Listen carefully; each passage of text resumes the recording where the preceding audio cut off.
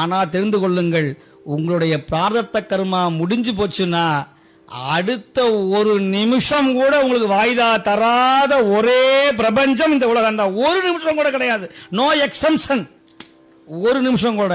அது நானும் எனக்கும் பொருந்தும், உங்களுக்கும் பொருந்தும், இந்த நாட்டை ஆளுகிற ராஜாவுக்கும் பொருந்தும். சித்தனுக்கு மட்டும் பொருந்தாது. சித்தர்கள் ஞானிகளுக்கு அடியார்களுக்கு பொருந்தாது. அவர்கள் எப்ப வேணுமோ அந்த நேரத்தில் இந்த உடம்பை போக்கிக்கொள்ள. அதுதான் சித்தன்.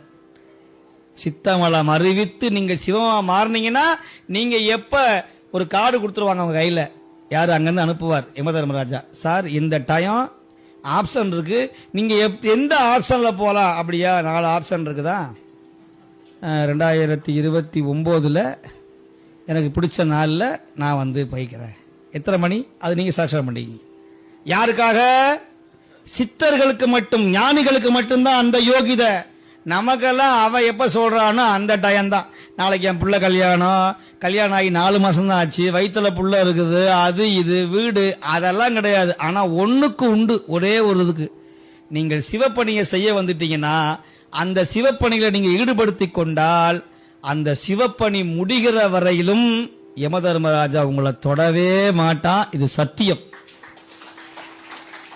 அந்த சிவப்பணி முடிகிற வரைக்கும் ஒரு முற்றோதலோ, ஒரு உழவார பணியோ, ஒரு சிவபூஜையோ அப்ப நீங்க முடிக்கவே வேண்டிய அவசியம் இல்லை. நீங்க முடிக்காம இருந்தீங்கன்னா அவன் தொட மாட்டான்.